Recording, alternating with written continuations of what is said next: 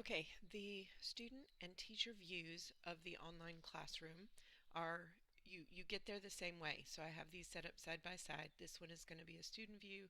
This one is going to be a teacher view. So you click to join the session.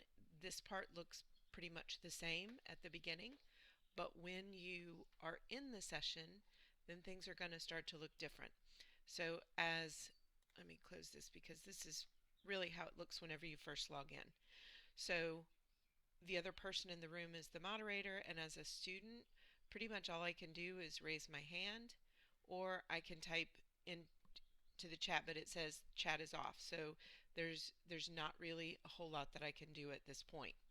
So as the teacher, I need to make some adjustments so that students are able to, if you want them to be able to interact with each other. So you do that from the settings menu. Once you're logged in as the teacher, you click on settings, you'll scroll down and go to session settings, and then you see that there are some options here. Are you going to allow participants to share their audio? When I click on this, then you see now that there's a new option to share their video if you want them to be able to have webcam permissions, post chat messages if you want them to be able to type into the chat, draw on the whiteboard, and file. So you can turn these on or off at any point. So if you don't want them to play with their video until you want them to have access, then you can leave that off until it's time.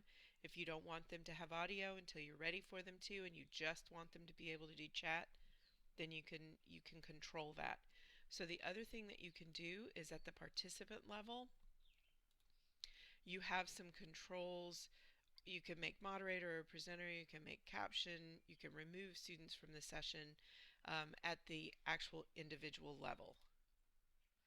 Okay, so once you've made a decision about what you're going to allow students to do, then they're going to access these the same way that you do as the teacher. They click here to turn their audio on, and once that's on, then it plays. It probably won't because I've got so many things going at once right now. It's probably going to give me an error message. But the same thing will be true, and it will turn green if it's something that once it's on. If they can't, yeah, see, it's asking me to set it up, and it's because I'm already using the audio for this recording.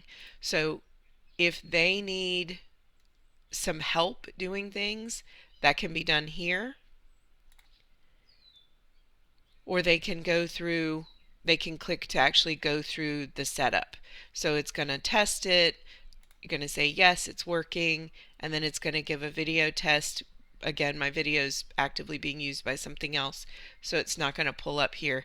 But then you can say, yes, that's working fine, and then it says you're good to go, and then you click to share these things. So the thing to be cautious about is if you just leave these permissions on, then students can use them at any time, not just when you say let's use them. So students are notorious for just turning on their microphone and talking, or turning on their webcam because they play with the buttons. So it's very important that you remember that you can control their ability to do these things at any time during the session. So if you realize, oh wow, so there's a student that just turned their webcam on, I didn't realize that that permission was still on, then you can just come into your settings by opening the panel, by clicking on settings, and by turning off everything that you don't want them to be able to have access to do. So my initial recommendation is start off with chat.